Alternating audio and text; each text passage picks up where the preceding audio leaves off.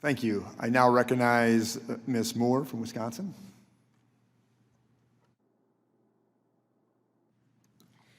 Thank you so much, Mr. Chairman, and I just want to thank this entire second panel. This is just like being in graduate school here.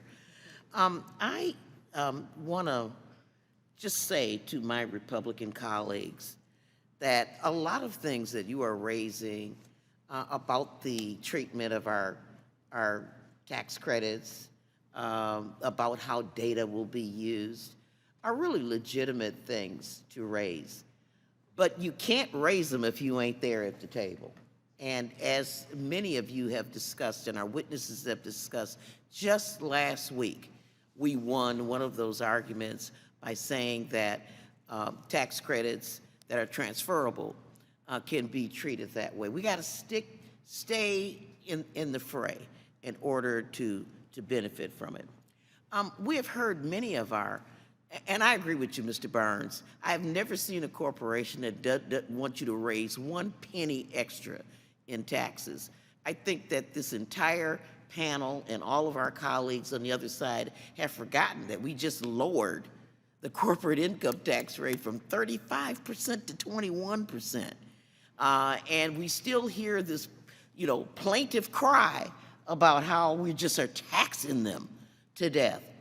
I also want to say that because of the way that the Tax Cut and Jobs Act was written up very quickly, that the 10.5 guilty tax is actually at about 13%, given the lack of consideration about how that would interplay with other deductions and so forth that were not allowable. Am I correct so far, Mr. Burns? You're fully correct. Thank you.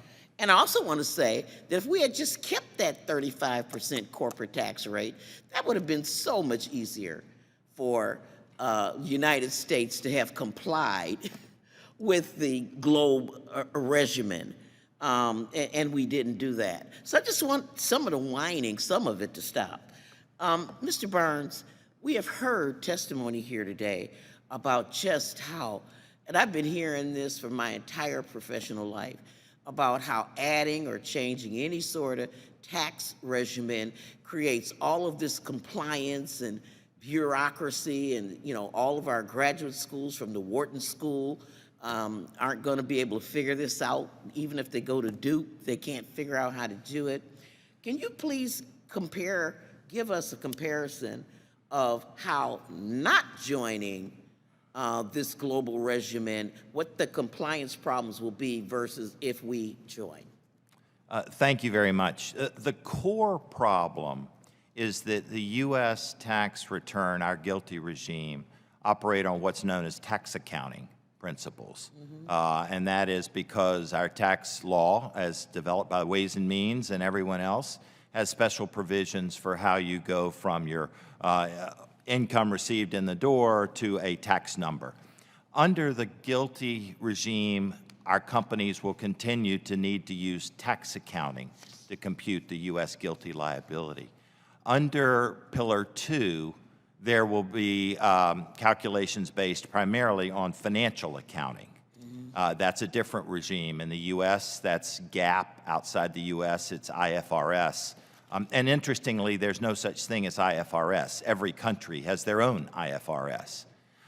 So U.S. companies, if the U.S. does not join the Pillar 2 exercise, will go through the full tax accounting world for GILTI calculations, plus the full financial accounting world calculations for So it'll be harder, is that what you're saying? Absolutely. It'll be worse.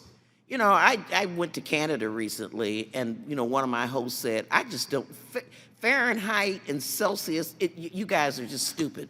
You're the only people in the world who do that. I just wanted to ask a question about this example we were given about the poor little daughter, that doesn't cash app her parent like most of them do, but is getting taxed. I just didn't think that was I was just trying to process that. It's just not an example of what you're talking about when we start talking about, can you give a better example than that? Because I think that one doesn't work. There's absolutely no tax liability on the daughter. She's more likely asking for cash app. This may be satisfying or may not. Let me try. I would go back to a comment Michael Plowgen said, which is that the U.S. today, under Subpart F and GILTI, will tax a U.S. company on earnings in Singapore. So to use my example before, the Singapore government says, U.S. company, invest in Singapore, we're going to give you all these incentives, you will pay no tax. The U.S. says, great, fine, terrific, but we have a GILTI tax, so we're going to collect 10.5%.